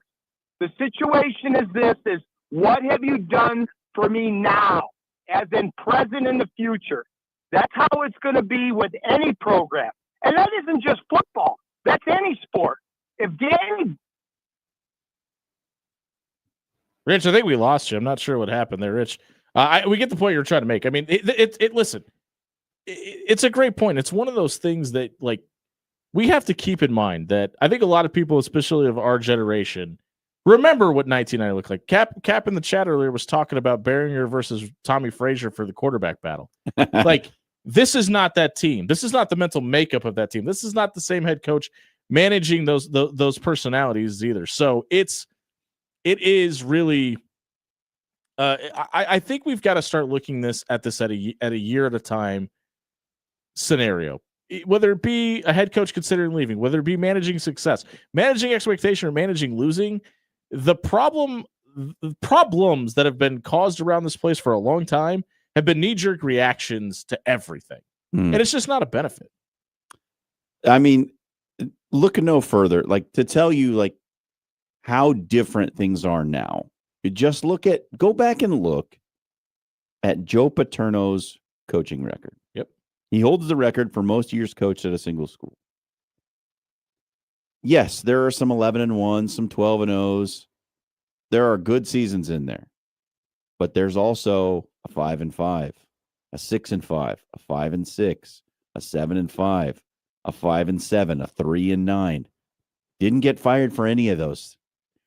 Coaches today at those level of institutions, at the Penn State level, do not survive a 3-9 season. You don't. Even if it comes on the heels of making the Final Four, which leads us perfectly into question number 2 for Buy-Sell. Rich, thank you again for the kind words and the call in. We appreciate it. Not sure what happened there, but we appreciate the call. It's actually perfect. Yes. Florida State has said, despite going 0-4 in the ACC, that they're sticking with Mike Norvell through the end of the season until they can have a competency evaluation. Buy or sell, Norvell is the head football coach in Tallahassee next year. I sell. I think that all the indications are they don't want to just punt on the rest of the season. They're going to let him finish out. And at the end of the year, they're going to say, thanks, but no thanks. Pack your bags. We're going in a different direction. Yeah. I just don't think there's any benefit. I think there's zero benefit to firing a coach midseason. And unless you know you have the guy. And if you're a Penn State, a Florida State, a Florida, you can't afford to be wrong. Yeah. Because then you have like I'm going to quibble. There is one benefit in today's recruiting world to firing your head coach midseason. You can perhaps get the next guy on board and get him in to start talking to those recruits and selling them to stay in the boat and still Like, so you don't lose an entire recruiting class and you're starting behind the 8 ball. There is a slight benefit to that. If that guy can start up mid-season, and while he may not be coaching, he can get on the phone with those players and say, hey, I'm going to be there next year and I want you to be there too. I think there is a slight benefit to that. That's the only one. Unless it's completely scorched earth and like the lack of institutional stability thing is legit, that's the only time I think it's the right answer. But that's not often the case, because very often schools like Florida and Florida State are going to be hiring guys who are still coaching into December. Those are the coaches that they're targeting. Those guys aren't leaving their jobs mid-season to go and recruit for their next school. They're still coaching their other school into December. Well, in that case, and that goes back to my, who you're going to get situation. Sure. But even in that scenario, even if it's a guy who's got another job that you're taking, why would you not keep your guy for as long as you can? What's the point of just punting on the rest of the season? I'm agreeing with you here. I'm just saying there is one slight benefit in the case that you're hiring someone who doesn't currently have a job, who can come in and take over the recruiting process and try to keep those recruits on board. That's the only time that it's a benefit. Other than that, I don't know why you fire the guy midseason. Unless there's two things. It's what we just mentioned, or if there's other things happening behind the scenes that for public that relations force your reasons, hand. you can't. Yeah. Yeah. If you're not forced to do it, why would you do it? Dan? With all the high-profile jobs opening up, Penn State, Florida, likely Florida State, etc., there have been a lot of people who have kicked around names like Nick Saban and Urban Meyer. Buy or sell we ever see either of those guys coach college football? I sell, man. I just don't see any situation that's going to be better for either one of those guys than the one they're in now. And I think both of them have accomplished so much. Missing coaching or missing being around the guys and missing being in the locker room isn't going to be a thing for those two guys. I think they're always going to come up when they're discussing big open jobs, but I don't think you're ever going to see a situation where either one of those guys comes out of the job on Fox, the job on ESPN. The only guy out of those two that I could truly see actually going back to college football is Urban Meyer. Because I'd be the other way. So that's, and probably actually for a similar reason that you have for Urban Meyer. Well, not completely similar, but Urban Meyer, I think, still has that hunger and the idea of, well, the last thing that I did went wrong in a spectacular fashion. So I kind of would like another chance to prove myself. Whereas Nick Saban has said multiple times in interviews and on air on ESPN during College Game Day that he has no interest in coaching still, and that Miss Terry would not let him go back to coaching because she is enjoying the fact that he now has off time. The lap dance in Dublin probably didn't help. I'm with you, Jimmy. I don't think we see either of them, but I'm with Dan. And like, if either of them ever do, it's Urban. Saban's 73. Urban Meyer's only 61. Like, he could still coach for another 7 to 10 years. Like, just based on age. I mean, his health has been a problem, sure. And he's quit 2 jobs because of his health problems, but he's not so old that it would be like a program is committing to a guy that they know they're only going to have for a couple of seasons max. Which is kind of the Kurt Signetti dynamic too, right? I mean, now he just got that extension in Bloomington, but it was a lot of the discussion around him. Yeah. Also, if you gave me $100 and you said, Dan, every time you guess Urban Meyer and Nick Saban's age is wrong, I'm taking away $1 till the point where I have to pay you back $1 for every wrong answer, probably have to pay you about at least $10. I would not have put money on Nick Saban being 73 years old. Moving on, though, Texas Tech, they lost on Saturday, which leaves BYU and Cincinnati as the only 2 undefeated teams in Big 12 conference play. Buy or sell, those will be the 2 teams playing for the Big 12 championship in a month and a half. I want to buy because I've been on the BYU train from last year, but that burned me last year too, right? We were very steadfast on this show that you could expect the Cougars to be penciling themselves in the Big 12 championship. I still think Texas Tech might be the best team in that conference. I'm still not sold on Cincinnati, and it has nothing to do with the Nebraska loss. I just think they have to prove it a little bit more, but I think BYU for sure will be one of those 2 teams. I still think just think that Texas Tech is the other one. Yeah, it feels like there's some Big 12 eating the Big 12 coming down the stretch. Sure does. There's just some. This is going to get weirder before it gets sorted out. So I'm not ready to commit to either one. So I would sell. Dan? Last question. Michigan State, Rutgers, Purdue, Wisconsin, and Penn State are all 0-4 in conference play. Buy or sell, the Big Ten has a cellar dweller problem.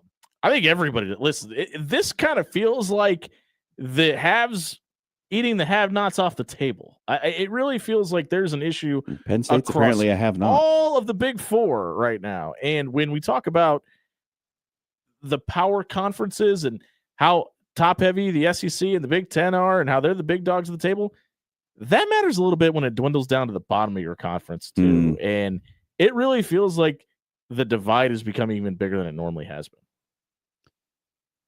I think you're right here. I think college football has a problem with parity. I don't like the thing we love about college sports is that there are 377 teams or 156 teams or 293 teams given whatever sport you're watching. And we see wild upsets. We see teams that aren't supposed to beat other teams win. We see the team from Baltimore, Egypt, go on and beat one of the big boys. You know what I mean? And that's just not happening this year. It seems like the money that's been invested in rosters and transfer portal and facilities, it's starting to make everything separate even more. I think the divisions within the sport from P4 to G5, even within the P4 leagues, I think are only going to deepen. I would tend to disagree just from a Big Ten standpoint, because let's look at the list that we just gave. Michigan State, that can be attuned to not much money is probably going to the football program as you would think it would be. Bad program since D'Antonio left. Yeah, it's just a bad program. Rutgers, just, bad program. Yeah, they're terrible. Purdue, bad program. Purdue, more like it. Purdue. Wisconsin doesn't have a cellar dweller problem. They have a problem They have a named Luke Fickle problem. Yeah. And Penn State is a one-off. This is probably the worst we're going to see out of Penn State for, I don't know, 40 years, Man, maybe? I don't know. I wouldn't be so sure about that, Dan. This is a wild way for Penn State to crap the bed. Like, oh yeah, unprecedented. Crap down for your sure. leg, fire your head coach mid-season, not have your quarterback, and just like fall. Like, this is just crazy for them to have this kind of a like down year, especially with the teams that they've already lost to. Well, if you missed Buy or Sell tonight, check it out on our radio replay page, or you can just watch it on YouTube and watch me and Cap just argue in the YouTube chat right now if you'd like to. All that is available on our radio replay page at 1620thezone.com. Is brought to you by Controlled Comfort Heating and Air. Fall's here. You know what that means? You need to get the maintenance set up on your HVAC unit. Whether you want to have peace of mind about turning on your furnace, probably tomorrow, or shutting off your AC and having longevity out of it next summer, you want to head over to controlledcomfort.com and have peace of mind about both of those large investments. We'll be right back. Listen, we're probably just going to talk about Nebraska football. I'm not even going to tease anything else because somebody's going to call 402-951-1620. We'd love to talk to you. 1620 The Zone.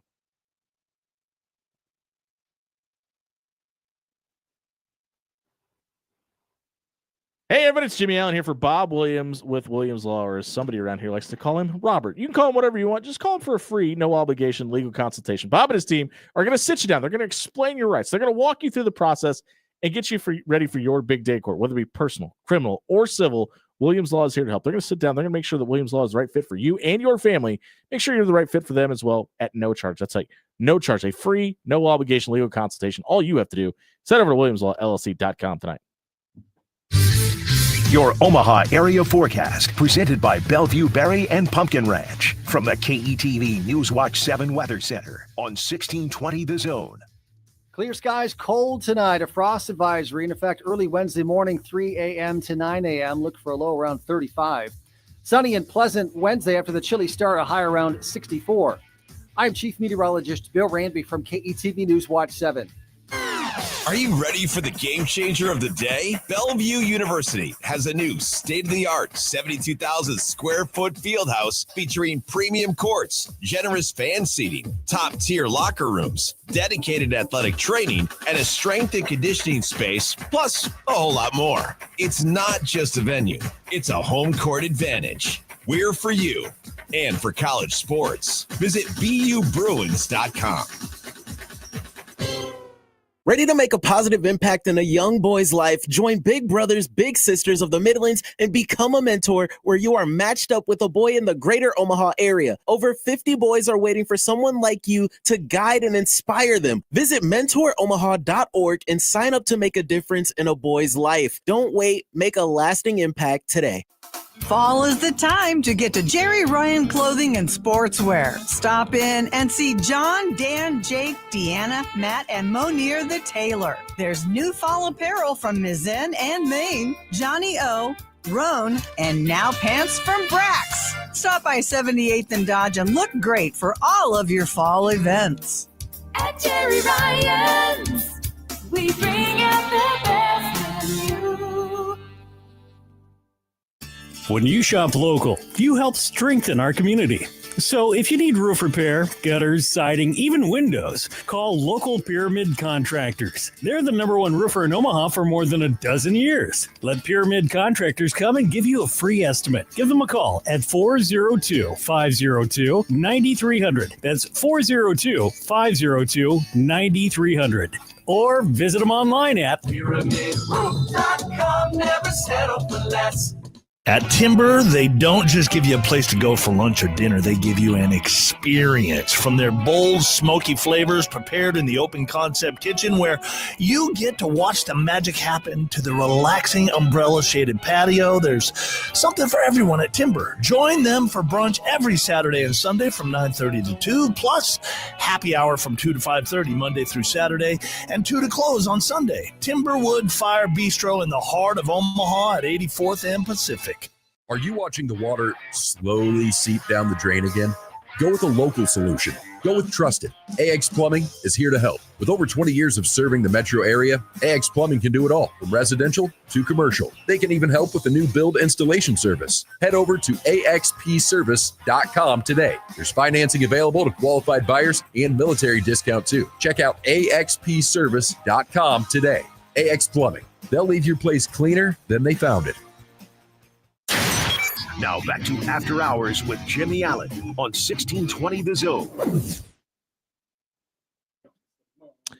It's 7:29 on a Taste Test Tuesday here at 1620 The Zone, brought to you by Pyramid Contractors. Over a decade of being #1 in Omaha.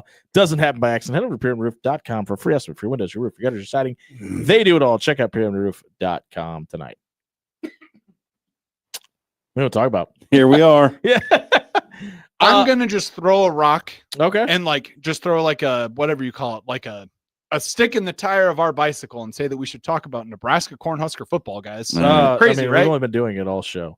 Cap's on one tonight. We're having a whole Cap. I love you, man. I don't know where the heated debate is coming from. I said it on air. I think TJ Lateef is a good player. I think he can help. I just don't think putting putting a guy in that is a mobile quarterback can fix some things. The problems that they have right now are not going to fix all of them on offense. And I know, and I agree with what you just said. Putting a freshman out there last year is what all your hopes relied on. I agree with that. This is a much different situation now, though. Well, I mean, here's where I sit. I like TJ Lateef. I think TJ Lateef is a promising young quarterback. I don't think he's better than Dylan Raiola. I don't either. I don't think he helps the offense in the ways that Dylan Raiola can't. I don't think he makes the offense necessarily better. He might be able to do one thing, run the ball better than Dylan Raiola can. He cannot run the offense better than Dylan. He can't throw the ball better than Dylan.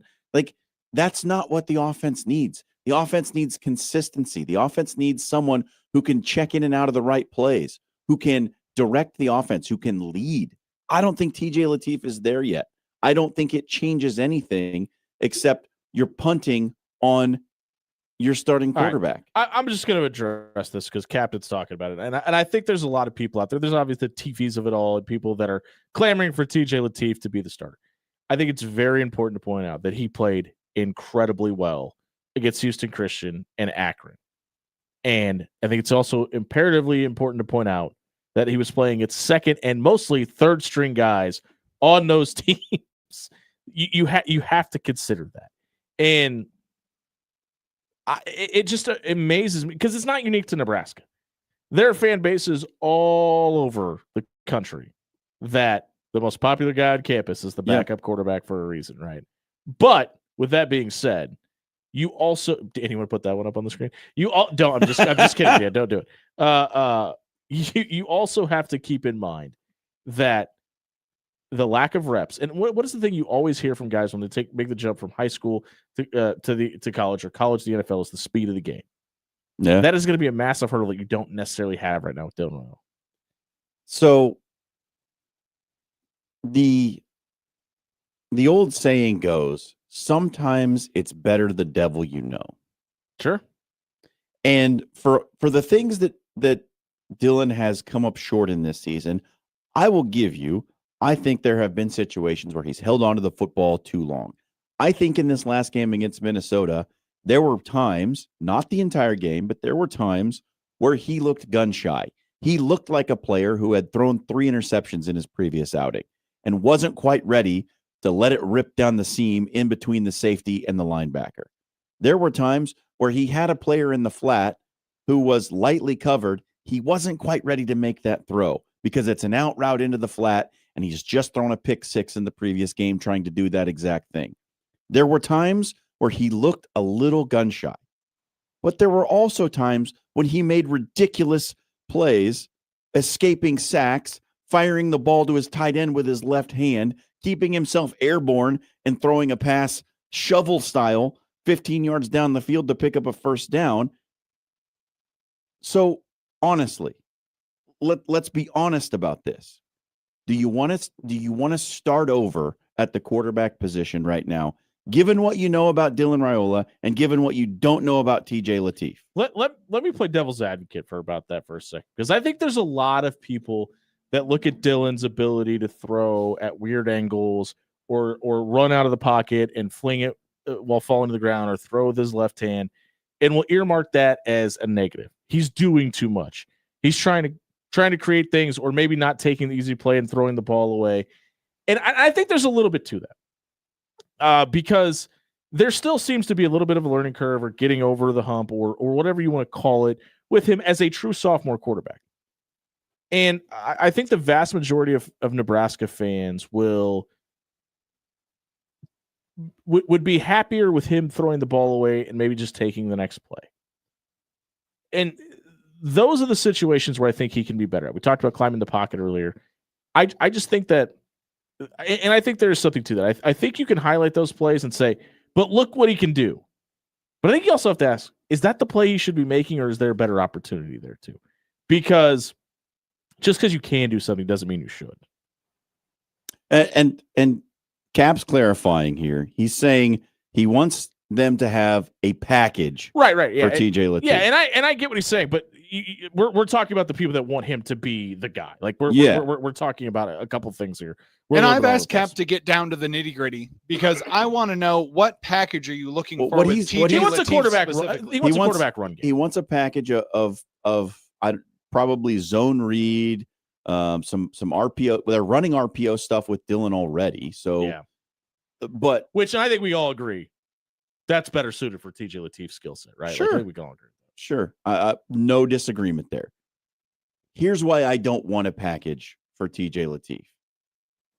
It's for the simple fact that your starting quarterback is the leader of your team, and it's a vote in my opinion. This is my opinion. It's a vote of no confidence when you're saying we got to do something different because our starting quarterback is not giving us what we need. Sure. I don't like that. I don't like that for a perspective from the outside looking in, and I don't like it from the inside either, because it sends a signal to the players in the locker room that we got to do something different because your leader, the man we've asked you to follow, Put a C who on has a his C chest. on his chest, can't get it done in the areas we need him to do it. I don't like it for that reason. I think it sends a bad signal. When we talk about Dylan's ability before the snap too, that is where I think he's taken the biggest jump from last year to this year. And I think everybody drew parallel lines to him taking those steps here. We'll have him take steps in A, B, and C as well. And it's obviously going to be different for everybody. And the stars that came connected to his name and the lineage, and you talked about the Husker legacy. I just think the expectations for him were set so high. It's almost, and listen, he's been nowhere near this level, but it really feels like the Trevor Lawrence effect where it's like he can never achieve enough, right? Like, we're saying all this to say Nebraska is still very much 5-2 and has a lot of potential by the end of the season. And there are some things that Dylan could be doing better. There's things that everybody on this team that could be doing better. And I'm not saying that anybody has said this specifically, but to say that if you just roll somebody else out there, it's going to fix all the problems. Last time I checked, QB2 can't play left tackle. And I don't care if you have Tom Brady standing back there. He's going to get sacked 9 times. You're going to have some difficulties winning some football games. Yeah, and look, there's room for criticizing Dylan Raiola. Like, don't get me wrong. I think there is room to look at his play and say, like, for instance, there were 2 fades to Dane Key that he absolutely missed that were surefire touchdowns. Absolutely. That second one was probably more egregious than the first. The first one, the coverage was a little tighter. The second one, Dane Key was behind the corner by 4 steps, and you just threw it too deep. And again, that goes a little bit back to what I was saying earlier about being gun shy. It's not that he didn't throw the ball. It's that he was trying to put it out there just far enough so he would make sure that no other player had an opportunity to make a play on it because we can't throw the interception. Right. It's that fear. And that goes back to last week where he threw 3 picks. And I think it carried over into this game, and it made him miss some throws that he would normally make. But this is the Dylan Raiola experiment, right? Like, you have to say that, but you also have to say he put that throw to Isaiah Hunter on the absolute money. Yeah, on the platter. That, by the way, I feel comfortable saying nobody else in that stadium at the time could have made that throw. Drake Lindsay threw a pretty good fade ball. He did. But like that throw and against that coverage in that situation, I don't think anybody else could have done that. Now, would bringing in a running quarterback give you a change of pace and make the defense adjust accordingly? Yes. And this is a conversation Cap and I were just having in the chat. Was you've got to factor in the red shirt of it all too, because it feels like they want to red shirt TJ Lateef. And here's the problem with spending hours practicing things you're not going to rep. You're not practicing things you are going to rep. Yes, quarterback 2 is getting reps in practice, but if you're talking about designing an entire package for a player, the only way that you're going to do that as a coach, the only way you're going to do that is if you're planning on not redshirting him at all. Yeah, that is the only situation that happens in. Now, if he plays in 2 more games and they get in a situation where they need somebody, I think it's Jalen Gramstad's show. I really do, and I know quarterbacks or Nebraska fans don't want to hear that. I really think that'd be the option. Pretty sure it would be Heinrich Harburg's show, just in general. No. That experiment has run its course. He's a tight end now. That's perfectly fine. And you know what other experiment has run its course? This conversation about TJ Lateef just in general. Do either of you know what his collective rushing efforts have been this year? He has held on to the ball 7 times. 58 yards? He has scored 1 touchdown. Running, though, Dan. He was running while he did it. People forget. Yes, he ran a touchdown. Good for him. You know who else can do that? A bunch of other people on the team. But can they look as cool doing it? He's at 32 total yards. He's at 32 yards on 7 carries. Is that like the, oh my gosh, tuck it and run, light up the world kind of guy that you want to see? And yes, he has only missed 1 throw in his college career so far. Perfect. It's his Christian, though. He has only aired out 1 ball that was not completed as a pass. He has a 99 point something passer rating right now, or pretty QBR. Good. That's pretty good. That's great. But guess what? He has the opportunity to throw the ball to, I don't know, Dane Key and Isaiah Hunter. They were like, all right, we're going to let you run out there, TJ, with the ones. and get the best possible people to catch balls against Houston Christian and Akron's twos, because this is also a tune-up game for And them. threes. Jimmy's just trying to tune Cap up now. I listen. I say all that and argue against it to say this. I do kind of want to see him against higher level competition. Just see what it looks like. I'd be entertained to see. So, there's a Put him in against Penn State. Let's see it. Hopefully, they're in a situation they can do it. We do have to get to the Big Ten and the private capital plan and everything going on with large capital ventures trying to get involved in the Big Ten, and Michigan not wanting to, but it kind of seems like everybody else might be involved. We're going to get into all that more when we come back on the other side of the break. If you missed this segment, want to hear old men yell at clouds, you can do so on a radio replay page on 1620thezone.com. It was brought to you by Jerry Ryan Clothing and Sportswear, the premier suit buying experience in the Midwest. The majority of the gentlemen who were smart enough to get married in this room in a Jerry Ryan suit enjoyed their experience. The third guy enjoyed the experience too, but that's neither here nor there. Regardless, it was a long time ago. If you have a big day coming up, you want to be the best dressed guy in the room. Maybe you want to be the best dressed Blue Jay fan down at the Chai this winter. Head over to Jerry Ryan Clothing and Sportswear. They've been dressing Omaha for over 50 years. We'll be right back. Venture capitalism in college sports. No, it's bad.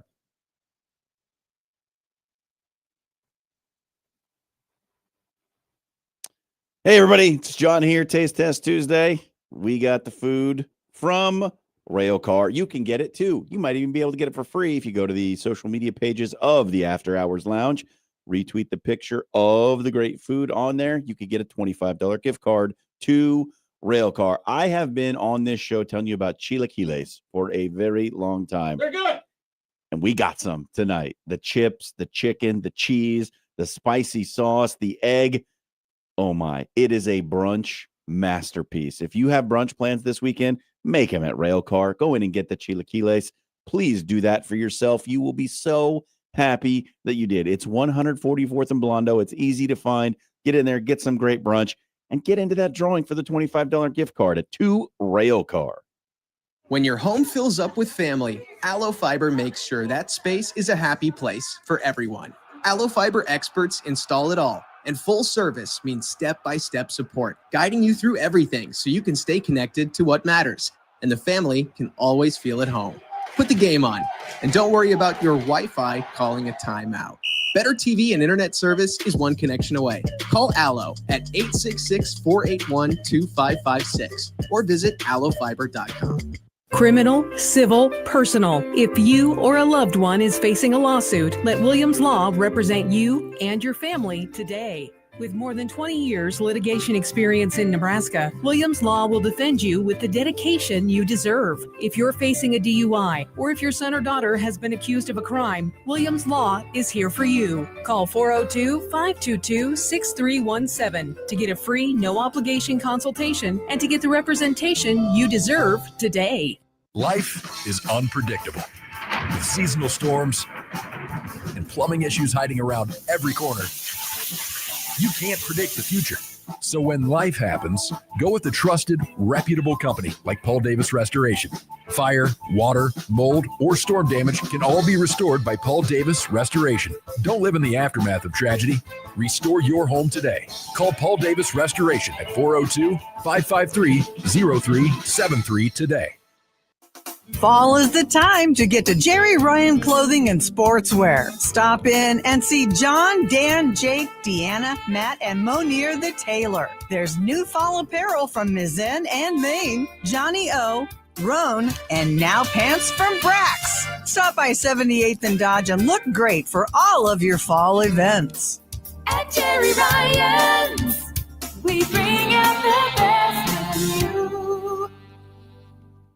Leaves are falling and footballs are flying. It's the season to celebrate, but it's tough to relax when your furnace starts shaking, rattling, and rumbling every time it turns on. With a maintenance plan from Controlled Comfort, you can enjoy peace of mind all year long. Our comfort specialist will perform a full HVAC tune-up and ensure your system is operating efficiently and reliably. Schedule your maintenance appointment today at ControlledComfort.com. Control Comfort keeps it under control. When you shop local, you help strengthen our community. So if you need roof repair, gutters, siding, even windows, call local Pyramid Contractors. They're the #1 roofer in Omaha for more than a dozen years. Let Pyramid Contractors come and give you a free estimate. Give them a call at 402-502-9300. That's 402-502-9300. Or visit them online at PyramidRoof.com. Never settle for less. You are listening to After Hours with Jimmy Allen on 1620 The Zone.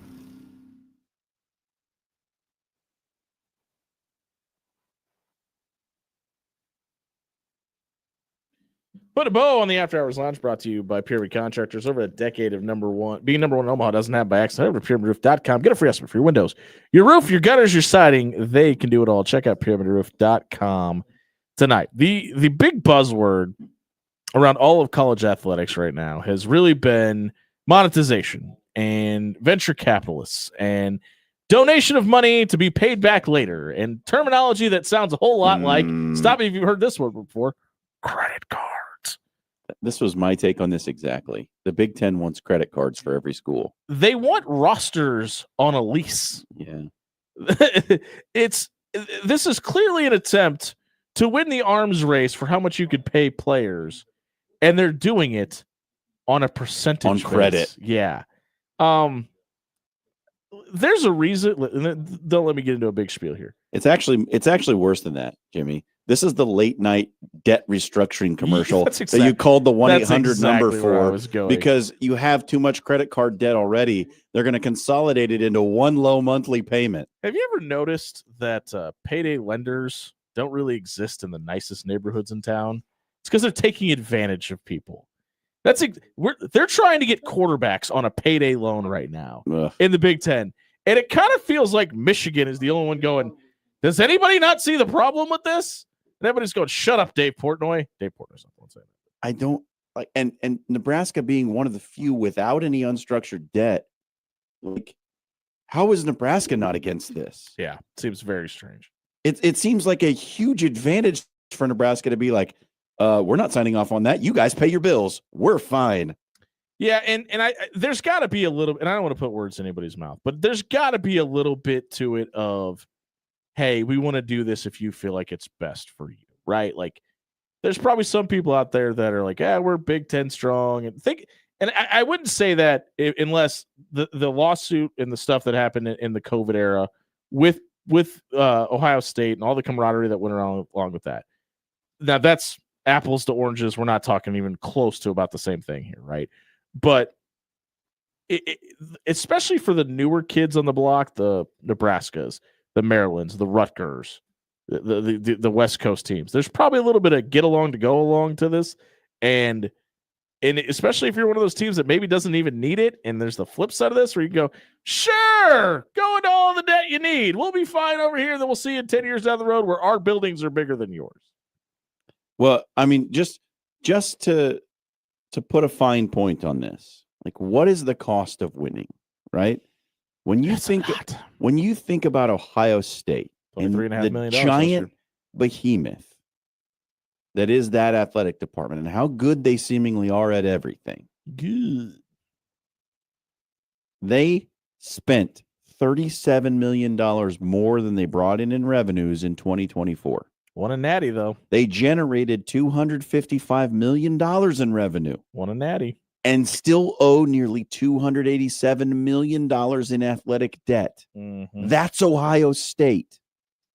So the larger conversation that this article, I shared it with the boys today. That's how we got here. That it brought me to thinking about is, when does the bubble finally burst? When is there no more credit cards that you can sign up for? And this is the article from The Athletic. I want to make from Scott Docterman, Austin Meek, and Ralph Russo. I want to make sure we throw that up. When do the ratings agencies stop giving you a credit score in the 800s? Right? Because at some point, these schools who are in massive debt, like $287 million for an athletic department to be in debt is nothing to sneeze at, especially when you're one of the highest generating schools in the country. Well, think about UCLA, who was possibly on the verge of having to file bankruptcy as a school, trying to keep up with the number you just gave. That's a scary thought. Illinois, $312 million in debt. It's insanity. Like, at some point, And they're not winning national championships. At some point, like, we're worried about competitive balance, and we're worried about this school can spend this much money and this school can't spend this much money. But this school can only spend this much money because they're willing to go into debt to do it. Right. Right? At some point, Jimmy, I think we have to start talking about lack of institutional control. And stop me if you've heard this before, coming from me, the way they do it in European soccer. Oh, there it is. Financial fair play. Okay. You are only allowed to spend so much money in relation to how much revenue you generate. And if you get outside of that, that's a good point. Your team goes into administration where the oversight body says, we now control your checkbook until your financial house gets in order. So the reason that you're going to run into a problem with that is because they're not employees. And No. But the institutions are allowed to sign on to the rules. Right. But think about everything we just talked about with Bob Williams last Tuesday about lawsuits and high school players and affecting ability to generate revenue based off the individual's name, image, and likeness. I'm not talking about NIL. I'm not talking about NIL at all. I'm talking about athletic department spending itself. Now, athletic departments are allowed to spend up to $22 million. They are not required to spend up to $22 million. NIL is in a separate world all on its own. Allegedly. What we're talking about is athletic departments spending above their means, right? They're going and buying Cartier jewelry when they should be shopping at Target. You know what I'm talking about? Right. Like, this is the world we're in now. So I think we're going to have to, at some point, get to rules about finances. The NFL does it. The NBA does it. MLB does it in a certain way. I'm talking about salary caps. I'm talking about, and because the revenues are so different and it's not all equally shared from league to league, I think the best way to do it is some sort of financial fair play regulation where it says, all right, you generated this much money in revenues for your athletic department last year. This year, here's how much you can spend and without breaking the rules. And if you break the rules, we are in charge of your checkbook next year. Yeah, it's going to be interesting. And I don't see a world in which there isn't an opt-in to where the schools to pay players to get under regulations, because the only way you're going to do this is you got to start at the top. You can't do this at the NIL outside collective student level. This has got to be if you want to attend Ohio State to play football, to earn the right to play money, the school has to enter an agreement with an overseeing governing body that has the ability and the teeth to regulate what they're doing. And it's really easy to look at it and say, well, that's the pro model. The reason it's not the pro model is because there's not a pro league in the world that has over 130 different entities trying to buy all into the same thing. So across multiple states in that matter, and some in the same states where there might be different regulations for those schools. So the only way it feels like the only way this is going to, quote, get fixed is if you find a way to put the toothpaste back in the tube somehow. And I think the only way to do that is say, okay, here's what we now know is the NCAA is whatever, whether it be the College Sports Commission or whatever you want to call it. And to be able to pay your players, you have to be sanctioned in a way to do so that is policed, that makes it fair for everybody. Here's the option to opt in. If you don't want to do that, there's the door. The problem with that is some of these entities are bigger than the game itself. And if the Notre Dames and Ohio States and whoever in the world goes, no, we want the Wild West, we're going to go do our own thing. Yeah. Who plays ball? Yeah, it's an interesting conundrum. But I will say this, that in the soccer world, if you're found to be in violation of financial fair play, you can your club can be put into administration, in which the league now controls your revenues. You can be docked points, which can get you sent down to a lower league. These are incentives for teams to play within the bounds of their financial means. Because if they get outside of those, they lose control of their club, their future, their destiny, whatever you want to call it. there has to be some way to disincentivize schools from overspending in order to win. It feels like relegation is coming, right? Like it feels like that's a. I hope it so. has to. As many of you know that listen to the After Hours Lounge, one of the things that we pride ourselves on the ability to give a platform to people and give opportunities for people to come in and learn. We have a new intern, Noah, is here tonight. Noah, give us how do you feel like your first overall night has gone? Well, get close to the microphone first. Pull that thing up to you, That's buddy. lesson number one. You want it about right here. There you go. I thought it was great being here. All right, fantastic. You got a hot take you want to give us about Nebraska football? What is it? I think Nebraska will find a way to get into the 12-team playoff. Wow! But still, what My man. What a Hey-o. limb to go! Listen, Dan Camp and his predictions right up there on the board. He Said said 10-2. 10-2. It's still very much on the board. Noah says they're going to win out. Yeah, win out. Put all your money on Matt Rule tonight. Go Well, to I mean, the casino. Noah says. I put my bottom line on the chat as Chief Positivity Officer tonight. I think I have to relinquish that title to Noah now. Noah definitely delivered. We delivered tonight too. And if you missed any of the show, check it out on our radio replay page on 1620thezone.com. Tonight is brought to you by Allo Fiber. Allo is suiting up as the official internet, TV, and mobile provider of the Nebraska Cornhuskers. From the roar of game day echoing across the sea of red that covers the state, Allo Fiber is connecting Husker fans and fiber fans from Memorial Stadium to living rooms all across the state of Nebraska. Head over to allofiber.com/Husker Radio and sign up for TV, mobile, and internet with allofiber.com tonight. For Noah Houston, Dan Campen, and John Schreiner, I've been Jimmy Allen. Happy National Apple Day, everybody. Put it in a pie.